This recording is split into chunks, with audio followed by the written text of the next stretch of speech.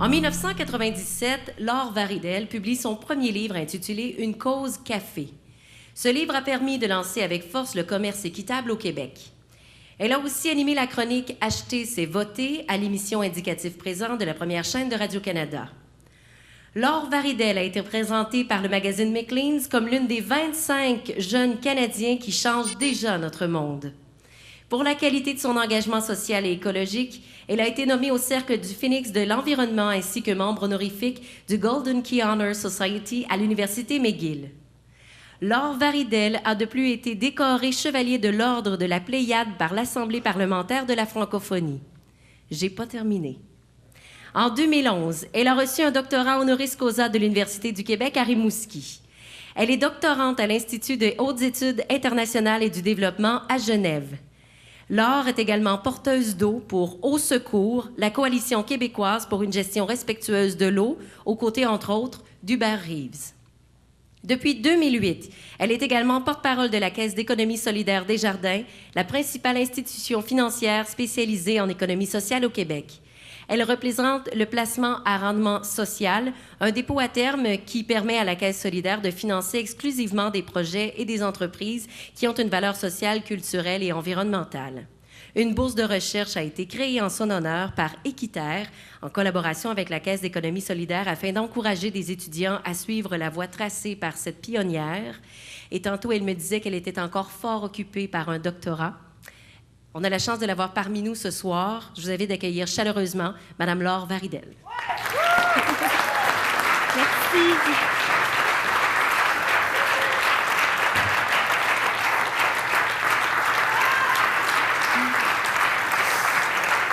Bien, merci pour ce chaleureux accueil, pour cette belle présentation.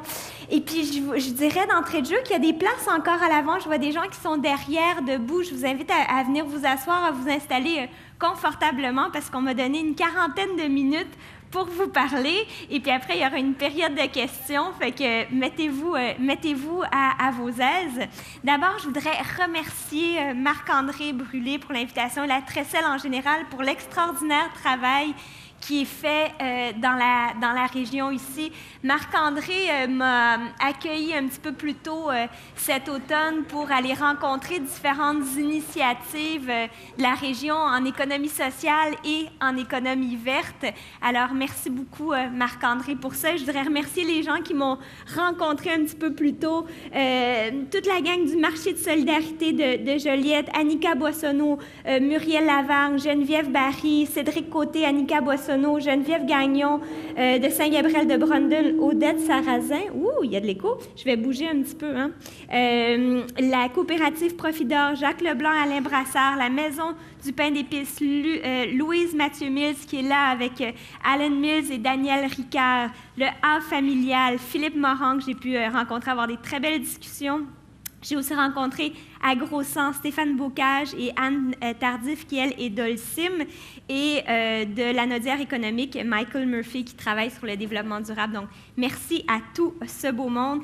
Et je mets ma petite casquette de la Caisse d'économie solidaire juste pour dire que la Caisse est vraiment contente de s'associer à ce mois de l'économie sociale encore cette année, de porter plus loin le message de l'économie sociale, parce que on m'a gentiment donné le temps que Dominique avait pour parler. Donc, merci Dominique et merci à la Caisse de soutenir le développement de l'économie sociale comme vous le faites.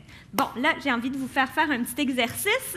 Je vais vous inviter à mettre la main dans le collet de la personne qui est pas loin de vous, soit à gauche, soit à droite, de tirer sur l'étiquette et de regarder où est fabriqué le vêtement qu'il ou elle porte.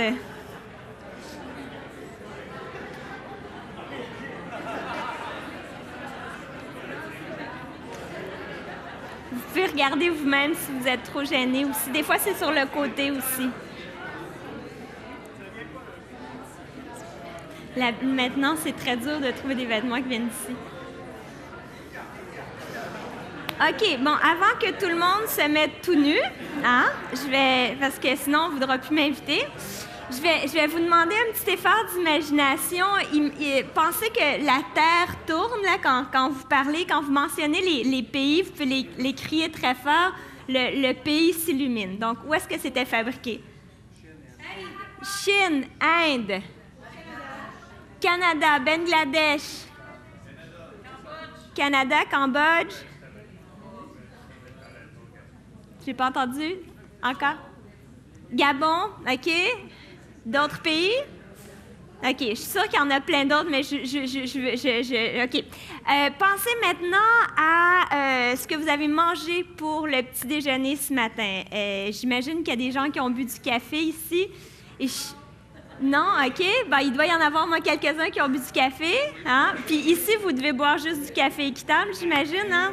C'est sûr. OK. Fait que peut-être que le café venait du Mexique, il venait peut-être du Costa Rica, il venait peut-être du Vietnam, il venait peut-être du Kenya. Si vous avez mangé des céréales, vous avez mangé du pain, les céréales venaient peut-être de l'Ouest canadien ou peut-être d'ici, mais beaucoup des céréales qu'on mange viennent de l'Ouest canadien. Si vous avez mangé quelque chose de sucré, que ce n'était pas du sirop d'érable ou du miel, probablement que le sucre venait des Caraïbes. Si vous avez bu du lait ou mangé du yogourt, par contre, parce qu'on a un système de gestion de l'offre au Québec, eh bien, fort probablement, ce produit venait du Québec. Là, on risque d'avoir de plus en plus de fromages qui nous viennent d'Europe avec l'accord de libre-échange, mais pour l'instant, on a encore quand même beaucoup de fromages d'ici aussi. Bref, tout ça pour dire que dès les premiers moments de votre journée où vous êtes habillé, où vous avez pris votre petit déjeuner, vous avez été en lien avec des gens d'un petit peu partout à travers la planète. On a l'impression que notre consommation, c'est un geste qui est individuel. Pourtant, il a une portée collective. Tout ce qu'on consomme nous relie à des gens d'un peu partout à travers la planète, mais nous relie aussi aux écosystèmes et à l'environnement parce que tout ce qu'on consomme a nécessairement nécessité de l'énergie pour être transformé, transporté, produit, a nécessairement nécessité de l'eau à un moment ou à un autre et des matières premières. Donc, on a l'impression qu'on est qu'on est dans une société très individualiste, mais dans les faits, on est plus dépendants les uns des autres et des écosystèmes qu'on l'a probablement jamais été dans l'histoire de l'humanité. Maintenant, quand on regarde comment est-ce que les humains habitent la planète, notre espèce en l'occurrence, on réalise que depuis les 50 dernières années, la taille de notre empreinte écologique a grandement augmenté. Non seulement parce qu'on est plus nombreux, mais surtout parce qu'on consomme de plus en plus et on consomme beaucoup de produits avec une courte durée de vie, hein, ce qu'on appelle en jargon l'obsolescence planifiée. Et ça, c'est quelque chose qui est effectivement planifié. À un moment donné, on a réalisé, et on pouvait déjà le lire dans des magazines d'affaires et de publicité en 1928, qu'un article qui ne s'abîme pas est une tragédie pour les affaires. Parce qu'évidemment, quand on peut réparer ou qu'on garde longtemps quelque chose, ben on ne contribue pas au cycle de la croissance économique et de tout ce qui va avec.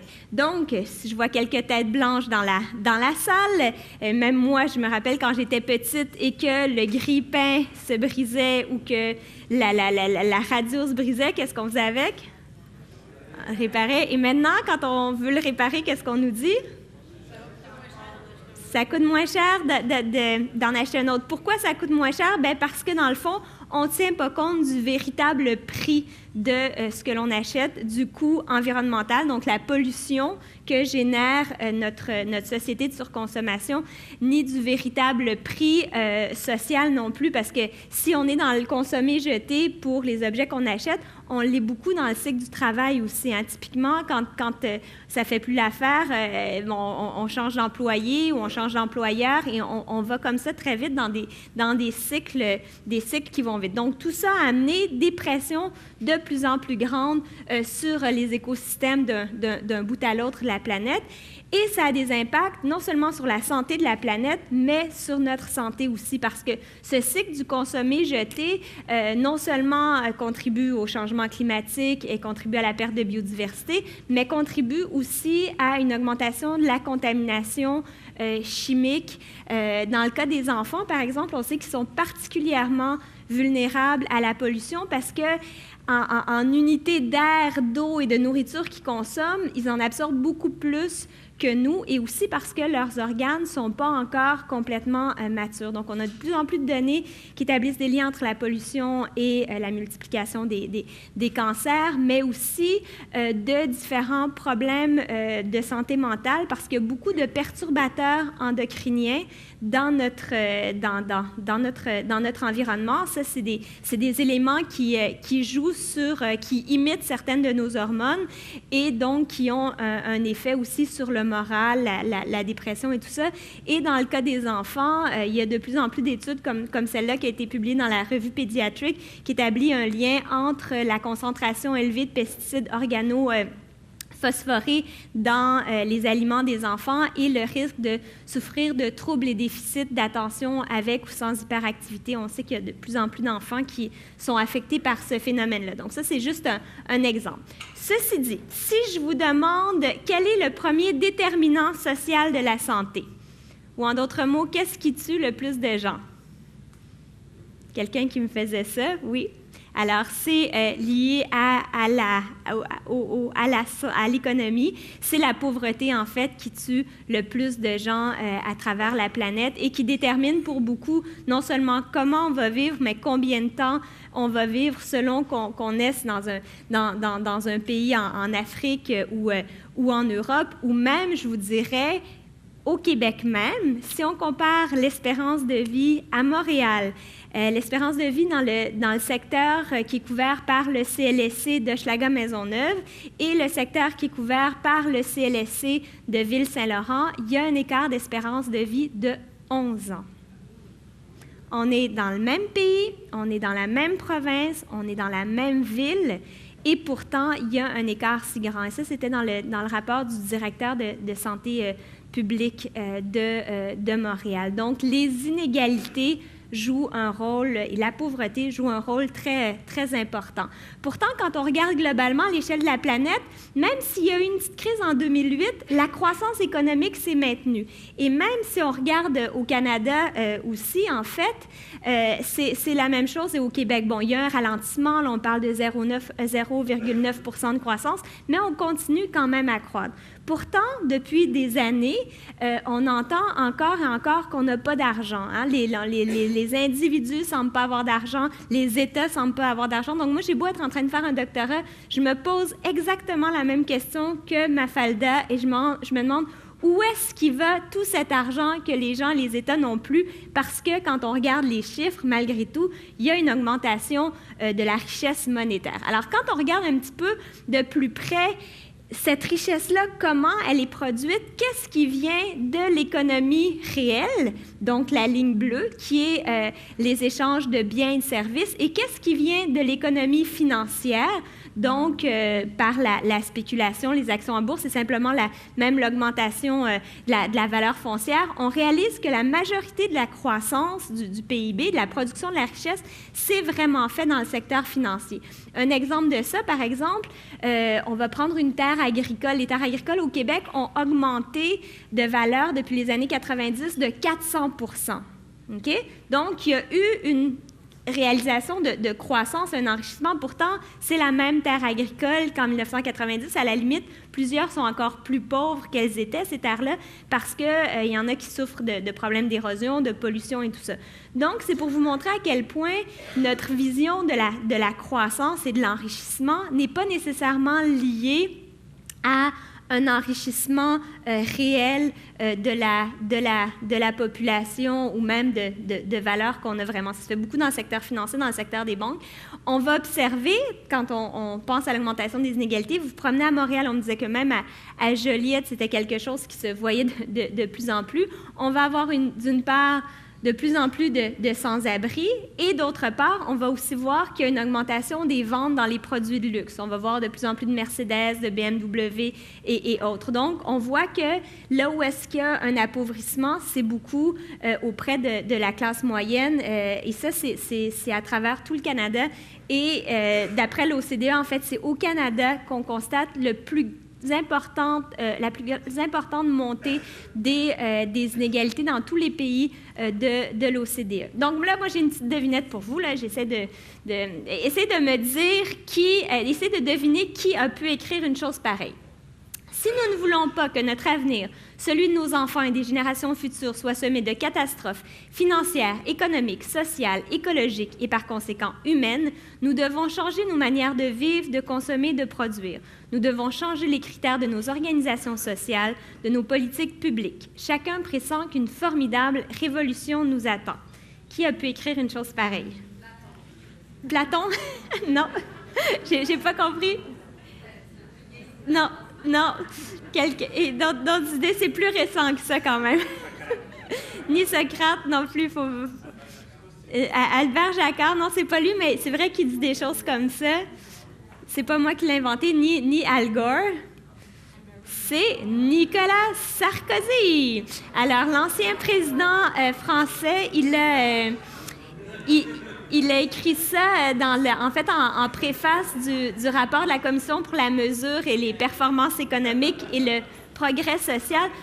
Pourquoi est-ce que je vous ai mis cette citation-là? C'est pour réaliser finalement que l'espèce de constat quant à l'ampleur des problèmes environnementaux, socio-économiques devant lesquels on se trouve, c'est plus seulement des écologistes, c'est plus seulement des humanistes ou des chercheurs en sciences sociales et en biologie et en climatologie qui le disent. Ça vient aussi de gens qui, traditionnellement, ont une vision du développement économique beaucoup plus à droite. On est en train de réaliser que, finalement, on est littéralement en train de scier la branche sur laquelle on est assise et qu'il faut revoir nos manières de vivre sur cette planète, ni plus ni moins, mais de pratiquer de l'économie, de faire de l'économie, de répondre à nos besoins. Donc, c'est un véritable appel à un changement de paradigme, ce qui ne se fait pas en criant ciseaux. Par contre, la première étape, c'est de, prendre conscience de l'ampleur des problèmes, des défis devant lesquels on se trouve, donc d'être lucide à cet égard-là, et de se rappeler que l'économie est une construction sociale. Si elle fonctionne comme elle fonctionne actuellement, avec le modèle de financiarisation dans lequel on est, c'est parce qu'on a créé des institutions, on a donné notre accord à certains mécanismes qui font en sorte qu'on fonctionne de cette manière-là, et on a aussi le pouvoir de transformer ces institutions-là et de remettre l'économie au service des citoyens dans le respect de l'environnement. Et pour moi, l'économie sociale, c'est un élément de solution. Ça fait partie de cette pluralité de solutions qu'on a devant nous. Quand on pense à un changement de paradigme, depuis 20 ans, on entend beaucoup parler de développement durable, ce fameux développement qui met en équilibre les impacts et les objectifs à la fois économiques, sociaux et environnementaux.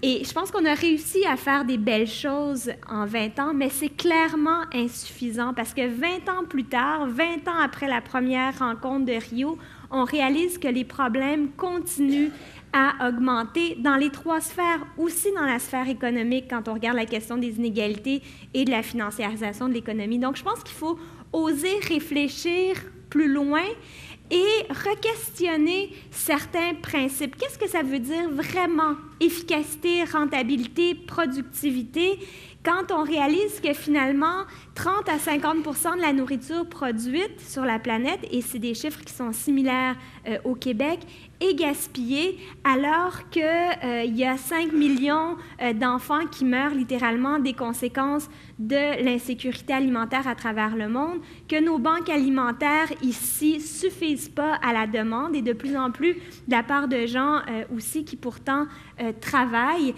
Est-ce que c'est efficace et productif comme système quand on a des animaux qui sont élevés en Abitibi-Témiscamingue et qui vont se faire abattre en Ontario ou qui vont se faire abattre à Québec pour ensuite retourner en petits paquets dans les épiceries de là-bas? Je suis pas sûre. Quand on pense, on parle beaucoup de coûts. Hein, on nous dit il faut aller vers le moins cher possible. Puis Walmart a vraiment fait sa marque de commerce avec ça. Mais qu'est-ce que ça veut dire souvent payer pas cher? Ça veut dire payer les matières premières pas cher et ça veut souvent dire payer les employés pas cher. Et je ne sais pas si vous avez entendu parler de ce qui est sorti dans les médias la semaine dernière relativement aux pratiques de Walmart en Ohio, mais il y a des pratiques similaires un petit peu partout aux États-Unis et on m'a dit même au Canada. Chez Walmart, en préparation au Thanksgiving aux États-Unis, les clients étaient invités à acheter une canne de plus de nourriture pour donner aux employés de Walmart. Parce que, effectivement, la majorité des employés de Walmart sont sous le seuil de la pauvreté. Donc, c'est beau payer pas cher, mais on voit quand c'est poussé à quelle limite, quel impact ça a. Et c'est un phénomène qui a cours aussi au Québec en ce moment. Il y a de plus en plus de travailleurs pauvres, dans l'industrie alimentaire notamment, qui ont des horaires coupés. Donc, et c'est souvent des femmes qui sont plus en précarité, qui vont travailler 3 heures, parce qu'on a quand même des normes du travail qui sont plus sévères ici qu'aux États-Unis, qui vont travailler un certain nombre d'heures, qui vont, pendant la période de moins grand achalandage, être invités à retourner chez eux et à revenir un petit peu plus tard dans la journée. Et c'est pas, la plupart n'ont pas des emplois à temps plein, donc pas de bénéfices. Donc, tout ce qu'on entend sur le refus de Walmart d'accepter les syndicats et tout ça, c'est parce que, très clairement, si les syndicats entrent, ça va faire changer les pratiques et ça va leur coûter plus cher. Donc, c'est leur argument. Donc, ça, c'est un très bon exemple de l'externalisation des coûts environnementaux et sociaux dans le cas de Walmart. On ne paye pas cher, mais ultimement, c'est la société dans son ensemble qui écope, qui va payer pour essayer de réhabiliter, régler les problèmes qui sont sortis à l'extérieur. Donc maintenant, comment est-ce qu'on peut s'engager dans une transition de cette économie? Il y a énormément de choses qu'on peut faire au niveau individuel et collectif. Et j'insiste sur le mot collectif parce qu'il n'y a pas de geste qui est complètement individuel. Si on peut développer des solutions à moyen ou à long terme, c'est parce que des gens se sont mis ensemble. Même l'achat de café équitable, pourquoi est-ce qu'on peut dire qu'un café est équitable? C'est parce qu'à l'autre bout, il y a des gens qui sont rassemblés en coopérative pour améliorer leurs conditions. Il y a un partenariat qui s'est fait avec des acheteurs du Nord. Donc, je vous propose de revoir, en fait, le développement durable dans un cadre un petit peu plus large qui reconnaît que l'économie est une construction sociale, que la société est le produit d'une culture qui était là bien avant nous et d'interaction entre personnes au fil des siècles et que dans l'économie, la société, que la culture dépende de notre environnement. À essayer 5 minutes, n'importe quel dirigeant de n'importe quelle entreprise, d'arrêter de respirer, ne serait-ce qu'un instant, c'est fini. On ne survit pas, on ne peut pas vivre sans les services rendus par les écosystèmes de filtration de l'air, de filtration de l'eau, de pollinisation quand on pense au travail des abeilles et tout ça. Donc, on est non seulement interdépendants, mais on est avant tout dépendants d'autres éléments. On a des outils qui se développent de plus en plus. Certaines entreprises sont en train de changer leurs pratiques. En termes d'outils, on a l'analyse cycle de vie qui invite à regarder quel est l'impact environnemental et maintenant, on réfléchit aussi à l'impact social du champ, en fait, de l'extraction des matières jusqu'au moment où est-ce qu'on se débarrasse de ces produits-là.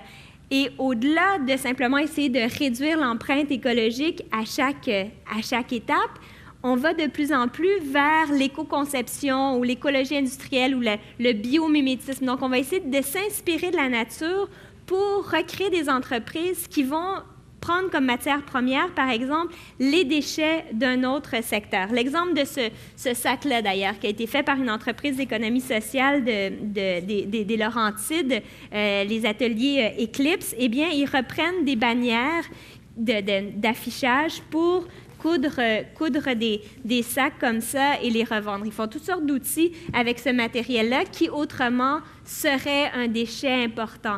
Dans la région, vous avez AgroSan, par exemple, qui est une entreprise de fertilisation qui va recycler les poussières de clin calcairisation, donc les poussières des cimenteries. Ils ont un partenariat avec Holcim et ils vont essayer de refaire quelque chose qui va pouvoir retourner au sol de manière à enrichir. Bon, ce n'est pas dans l'agriculture biologique comme telle, mais c'est un moyen quand même de faire du biomimétisme, si on veut, et d'une manière quand même plus écologique qu'autre. Bon, dans l'industrie du vêtement, les vêtements que je porte, par exemple, sont faits avec des vieux vêtements qui ont été découpés, recousus. Donc, tout ça, c'est des exemples d'entreprises qui vont vers une économie plus verte, plus écologique. D'autres manières de commercer aussi, d'échanger. Je pense à l'agriculture soutenue par la communauté, les fameux paniers bio. Je sais qu'il y a quelques fermes dans la région qui le font aussi. Donc, on paye à l'avance une part de la récolte et ensuite de ça, livré dans notre quartier, on reçoit un panier de légumes bio. L'agriculteur n'a pas besoin de s'endetter auprès d'une banque. Et nous, comme consommateurs, on assume une part des risques aussi. Ça veut dire que si les carottes sont un peu croches, on les mange quand même. Elles ne sont pas jetées parce que dans l'industrie, typiquement, on jette énormément d'aliments pour des raisons esthétiques.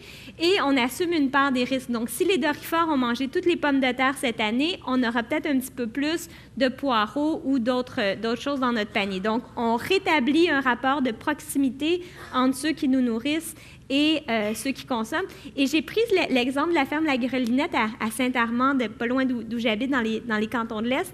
Jean-Martin a publié un livre qui s'appelle « Jardinier maraîcher », dans lequel il raconte comment est-ce qu'il a mis en place sa ferme, comment il l'a créée avec Maud-Hélène.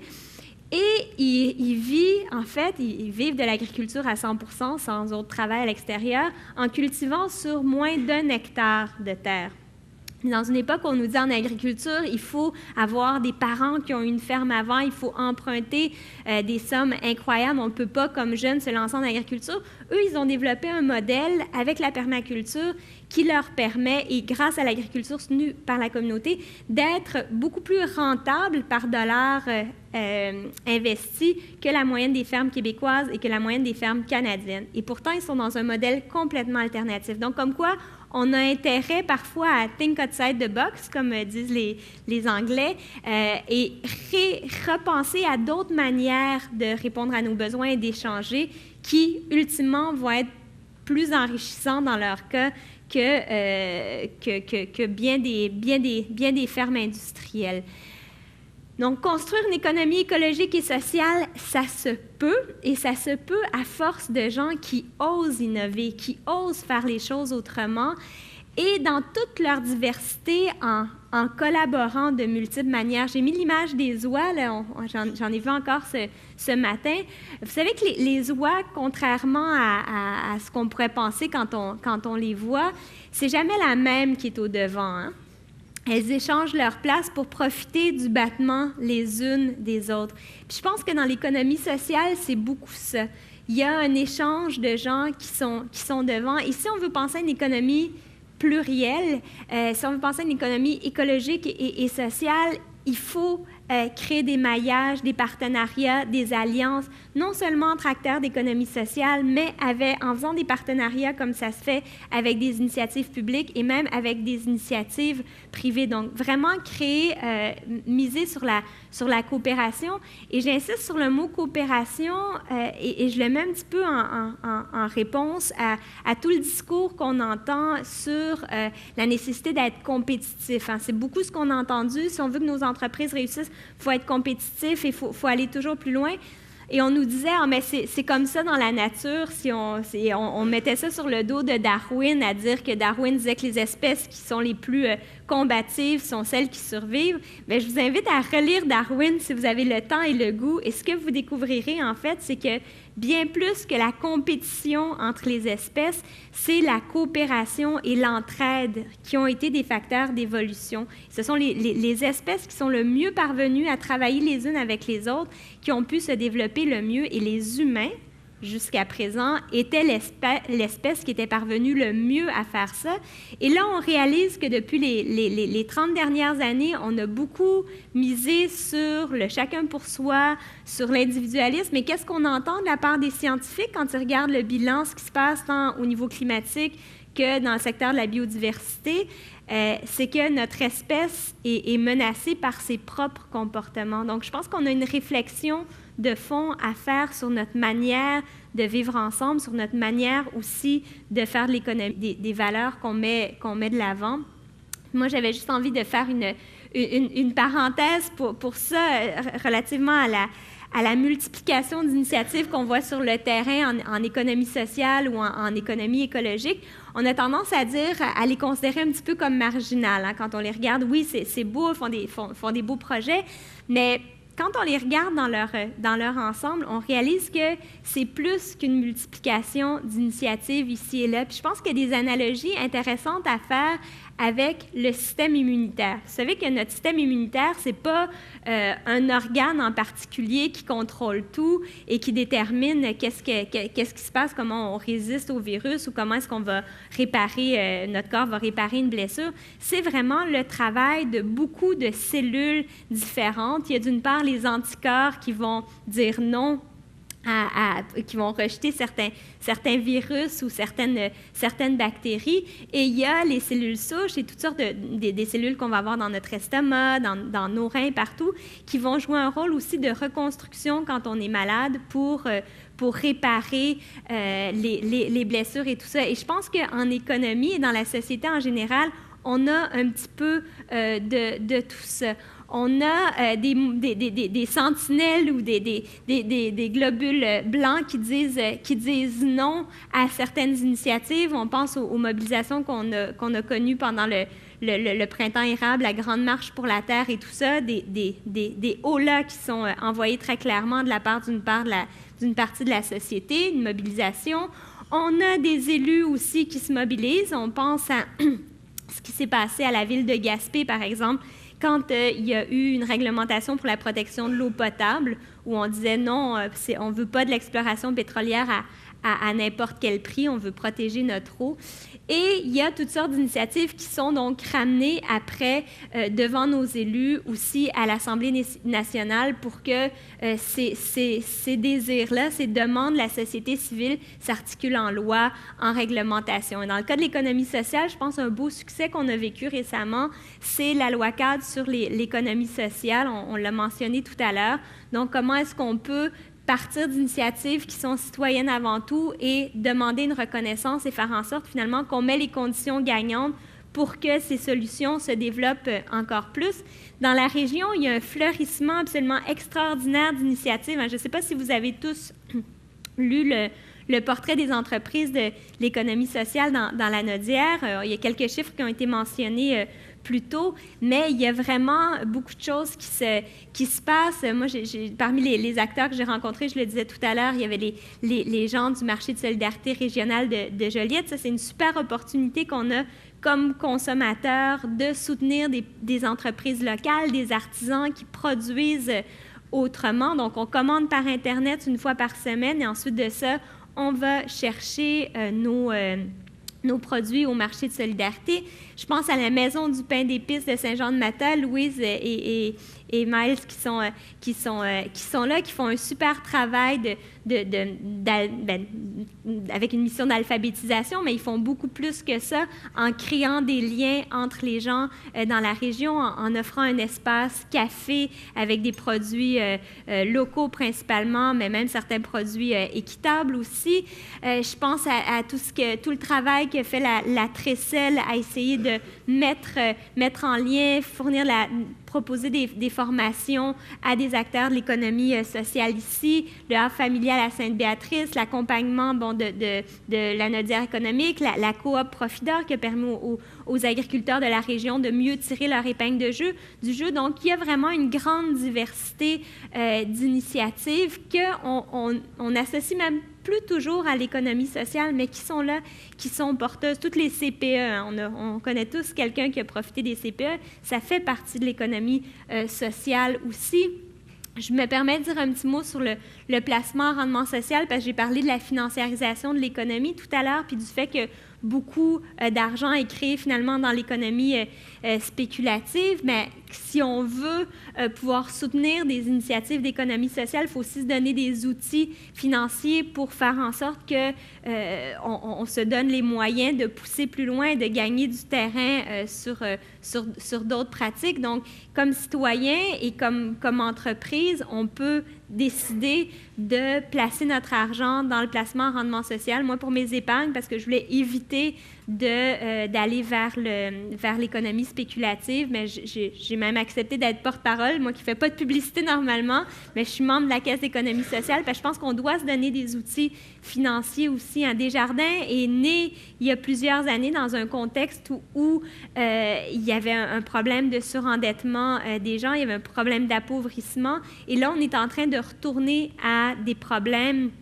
qui sont similaires, d'une autre ampleur, on est dans un autre contexte, mais c'est important de voir comment est-ce qu'on gagne à se mettre ensemble pour développer des outils de solutions dans l'économie réelle et non spéculative. L'économie sociale, c'est de l'économie réelle, c'est une économie qui répond aux besoins des gens avant tout.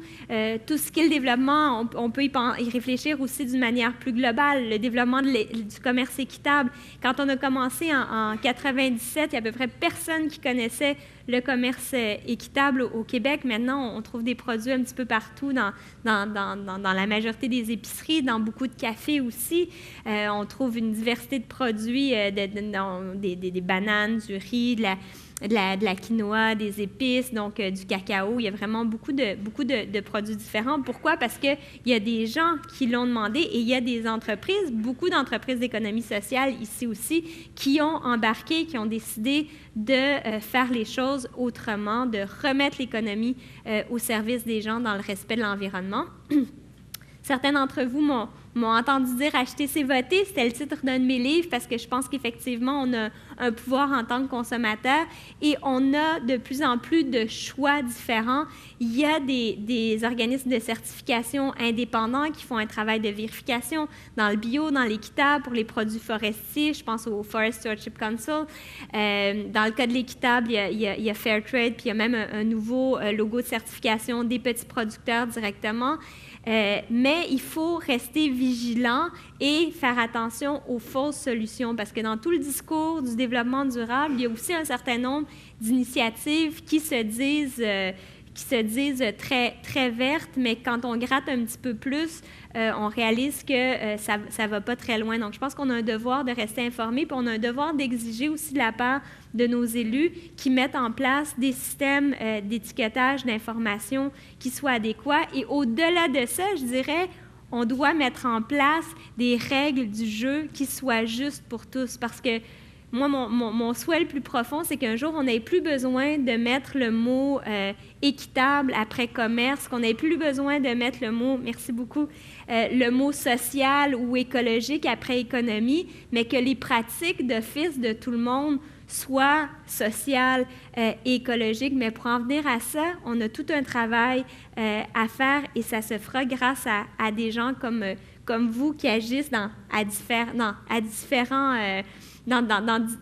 endroits dans la chaîne.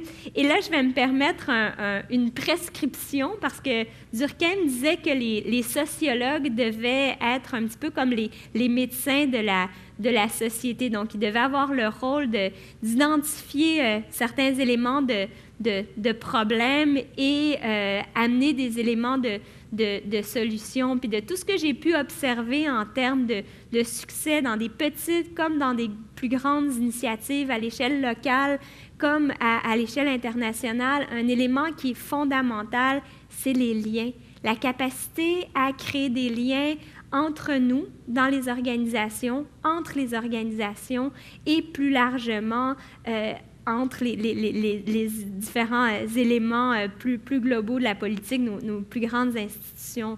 Parce qu'à partir du moment où il y a des liens, il y a typiquement une meilleure connaissance, une meilleure compréhension. Et je pense que si on refait ces liens entre l'économie et la société, entre l'économie, la société et l'environnement, on va être en mesure de trouver des solutions qui soient véritablement durable. Et il y a cette très belle phrase de Linus Pauling, qui a été prix Nobel à la fois de chimie et un peu plus tard prix Nobel de la paix, qui dit la vie ne réside pas dans les molécules, mais dans les liens qui les unissent entre elles.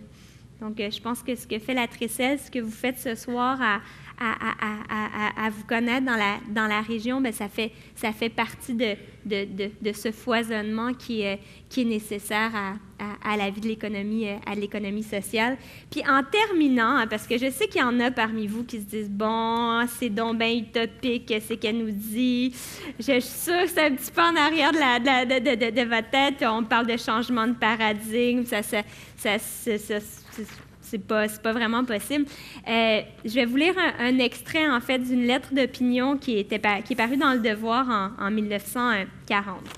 Pour répondre à de nombreuses instances et mettre fin à diverses opinions qu'on nous prête à propos du projet de loi accordant aux femmes le droit de vote aux élections provinciales, nous croyons devoir dire notre sentiment. 1. Non, nous ne sommes pas favorables au suffrage politique féminin. 1. Parce qu'il va à l'encontre de l'unité de la hiérarchie familiale. 2. Parce que son exercice expose la femme à toutes les passions, à toutes les aventures de l'électoralisme. 3. Parce qu'en fait, il nous apparaît que la très grande majorité des femmes de la province ne le désirent pas. Ben non. 4. Parce que les réformes sociales, économiques, hygiéniques, etc., que l'on avance pour préconiser le droit de suffrage chez les femmes peuvent être aussi bien obtenues grâce à l'influence des organisations féminines en marge de la politique. Nous croyons exprimer ici le sentiment commun des évêques de la province. Alors, donc, ça, c'était publié dans les journaux. Puis il y a plein de gens qui disaient qu'ils étaient contre le droit de vote des femmes. Puis maintenant, on entend ça, puis on dit « Voyons donc, ça n'a pas d'allure. » Mais moi, j'ai bon espoir, en fait, que dans 40 ans ou dans 50 ans, quand on va regarder certaines réactions, parfois citoyennes, certaines demandes à transformer les pratiques et qui disent « Non, non, non, c'est pas possible, on n'a pas besoin de ça et tout ça. » C'est ça. Il pourrait y avoir des extraits comme ça qu'on relira avec le sourire en se disant « Aïe, aïe, aïe, on progresse. » Donc, moi, je suis convaincue, en fait, qu'on a le potentiel d'aller vers des changements très, très importants. Et ça, malgré le fait que des fois, on se sent un petit peu tout seul sur notre banquise, on a l'impression d'être un peu isolé et face au vent à faire avancer nos choses. Je pense qu'on a intérêt à se rappeler qu'on fait tous partie de quelque chose de beaucoup plus grand que nous-mêmes et qu'on a tous infiniment plus de pouvoir qu'on serait porté à croire, surtout quand on se met ensemble. Alors, merci.